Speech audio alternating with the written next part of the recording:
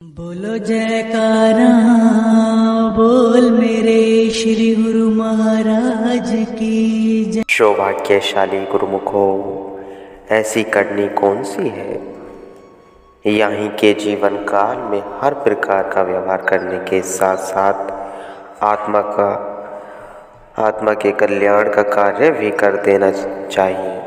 अपनी आत्मा का कल्याण करने वाले ही इस संसार से हंसते हुए विदा होते हैं।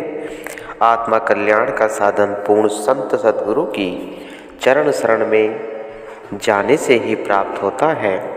जो मनुष्य पूर्ण तत्ववेता सत्पुरुषों द्वारा प्रदत्त शब्द की कमाई करते हैं, मृत्यु अजय बन जाते हैं तथा जिन लोगों ने अपने जीवन काल में विषय विकारों में दिल नहीं अटकाया, जिनका दिल सांसारिक वासनाओं व इच्छाओं से ऊपर उठ चुका है, जो धन प्रभुता मान बढ़ाई को दूसरे दृश्य समझते हैं तथा अपने समय का, अपने शरीर व अपने विचारों का सद्गुरु द्वारा बताए हुए उपदेश व उनकी पावन सेवा तथा संत महात्माओं के वाणियों को पढ़ने, सुनने एवं उन पर आचरण करने में सदुपयोग करते हैं, जिनकी सुरती शरीर से ऊपर उठकर शब्द अभ्यास की साधना से ब्रह्मांड देश में पहुंच चुकी होती है। ऐसी चेतन आत्माएं प्रसन्न वदन हो अपनी अनंत यात्रा की ओर प्रस्थान करती हैं। संत महापुरुष तो आदिकाल से ही जीवों की भलाई चाहते आए हैं। वे दया के अपार सिंधु होते हैं। प्राणियों की दीन दशा देख वह द्रवित हो जाते हैं। संसार में आकर मानव स्वार्थवश हिंसा करने तक से नहीं कतराता, उस समय वह यह बात नितांत भूल जाता है कि यह समस्त सृष्टि उसी ज्योतिमय भगवान की अपार ज्योति से झिलमिला रही है तथा स्वयं ईश्वर प्रत्येक जीव में विराजमान है। इसी प्रकार ही जीव की पतित अवस्था को देख करुणा अद्र हो संत महापुरुष जीवों को सन्मार्ग दिखाते हैं। इस सत्यता को निम्न दृष्टांत स्पष्ट करता है। संसार की शोचनीय दशा से पीड़ित होकर महात्मा गौतम बुद्ध जी सुदूर देश में चले जाने की इच्छा से यात्रा कर रहे थे। मार्ग में प्राकृतिक सौंदर्य को देखते हुए उनके मन में विचार आया कि विधाता ने कितनी रमणीय सृष्टि की रचना की है, परंतु मृत्यु ने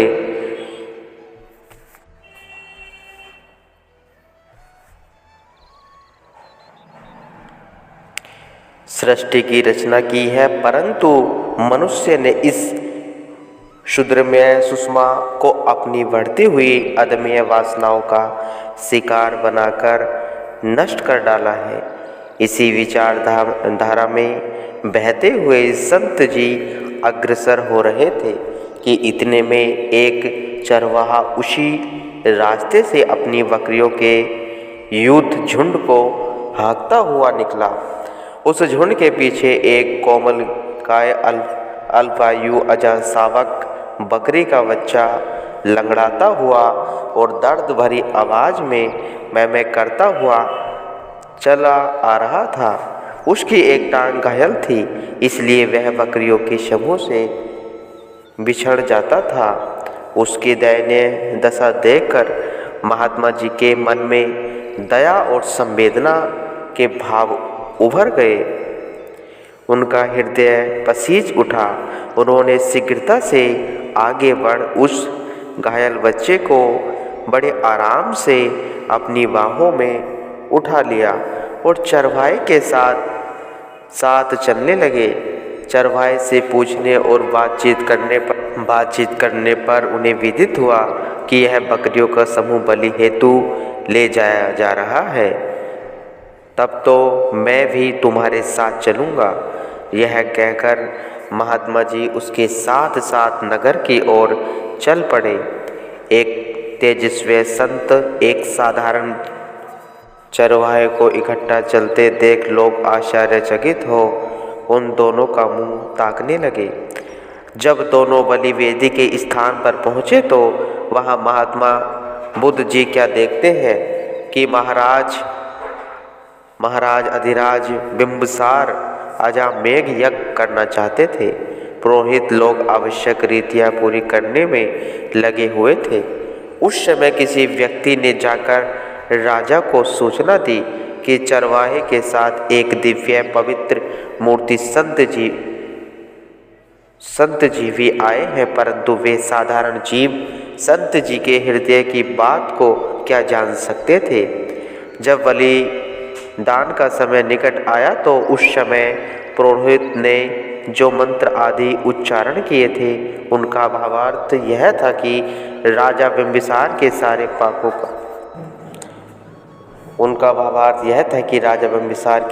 पापों का बोझ इस बकरे के बलिदान देने से हल्का हो जाएगा और उससे राजा सकल पापों से मुक्त हो जाता है। यह कहकर पुरोहित ने अंतिम मंत्रोच्चारण करके खड़क उठाई और ज्यों ही बकरे का सिर धड़ से अलग करने के लिए निकट पहुंचा, त्यों ही वहाँ सौम्य मूर्ति महात्मा वहाँ आ पहुँचे। उन्होंने आगे बढ़कर बकरे की गर्दन पर अपना स्नेहपूर्ण मृदुल पाणी हाथ धर दिया। पुरोहित यह अलौकिक साहस देखकर निश्चेष्टा रह गया। परिणाम यह हुआ कि पुरोहित के निर्दयतापूर्ण आक्रमण से उस मूक जानवर की रक्षा हो गई। उनके मस्तक पर बरसते हुए तेज को देखकर समस्त सभा में आतंक छा गया। सभी मौन होकर उस दिव्य मूर्ति और टकटकी लगाए देखते रह गए। पुरोहित का हाथ ऊपर ही उठा रह गया। अब उसमें वार करने का बल ही न रहा। अपने कार्य में रुकावट आने पर राजा बिंबिसार चौकन्ना होकर इधर उधर बगले की तरह झांकने लगे। पुरोहित के हृदय धड़कने लगे। किसी भी दम मारने की शक्ति ही न रही। तभी उन संत जी ने निर्वता खामोशी को भंग करते हुए अपनी मधुर और प्रशांत वाणी में उपदेश दिया। हे माया के मतवालों, एक राजा के पापों का उत्तरदायी यह निरपराध बकरी का बच्चा क्यों कर हो जाता है। यह संसार कर्म क्षेत्र है। यहाँ जो जैसा कर्म करता है वहीं उसको भोगने वाला बनता है। एक निर्दोष बकरे के प्राण लेकर तुम अपने पापों से मुक्त नहीं हो सकते, क्योंकि यह ईश्वरीय नियम है, नियम के विरुद्ध है। जो कर्म तुमने किए हैं उनका फल तुम्हें ही भोगना पड़ेगा। भगवान के घर में देर है, अंधेर नहीं है, परंतु बिना कर्मों के फल को भोगे तुम्हारा छुटकारा नहीं हो सकता। इसलिए मैं अपने सामने ऐसा जघन्य कर्म कदापि न होने दूंगा।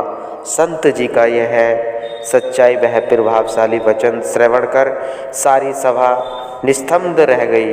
राजा अपने किए हुए दुष्ट कर्म पर भी वही बैठा हुआ सिर नीचे करके पश्चाताप करने लगा। पुरोहित और पंडित मारे लज्जा की भूमि में गड़े जा रहे थे। संत जी निर्दोष बकरे को गोद में लेकर प्यार भरी थपकियाँ देने लगे। पुरोहित ने अत्यंत लज्जित होकर हथियार दूर फेंक दिए थे। राजा अपने सिंहासन पर से उठकर पुरोहित सहित संत जी के चरणों पर जा गिरा एवं अर्ताव स्वर में उनसे क्षमा याचना करने लगा। संत जी ने उन्हें शुभ आशीर्वाद देकर उठाया। तत्पश्चात बिंबिसार राजा संत जी को अपने राज प्रसाद में ले गए, जहां महात्मा जी ने राजा को मानव धर्म को अपनाने का पावन उपदेश दिया, जिससे उस राज्य में राज आज्ञा से पशु वध बंद कर दिया गया। इतने ही नहीं, इतना ही नहीं, महाराजा बिंबिसार ने अपनी राजपाट महात्मा जी के चरणों में समर्पित करना चाहा, परंतु जो पहले से ही राज्य के भोग ऐश्वर्यों को त्याग कर सच्चाई की खोज में निकले थे, वे इस राजपाट को लेकर क्या करते। महात्मा जी ने शांति प्रदय वचनों में इतना ही कहा, राजन, यह राज्य का सुख विलास तुम्हें ही शोभा देता है, हम जैसे वितरांगियों को नहीं। आप राज्य के कार्य के साथ साथ हमारे प्रदान किए हुए नाम मंत्र की कमाई भी करते रहना, उससे यह राज्य करते हुए भी आप निर्लिप्त रह सकेंगे। यह कहकर संत जी वन की ओर प्रस्थान कर गए। इस दृष्टांत का तात्पर्य यही है कि संसार को सत्पुरुषों ने कर्मभूमि कहा है। जैसे भी मनुष्य कर्म करता है वैसा ही उसको फल मिलता है। यह मनुष्य की अविद्या है जो कर्मों के फल की ओर ध्यान नहीं देता, लेकिन विधाता के दरबार में तो यह नियम अटल है।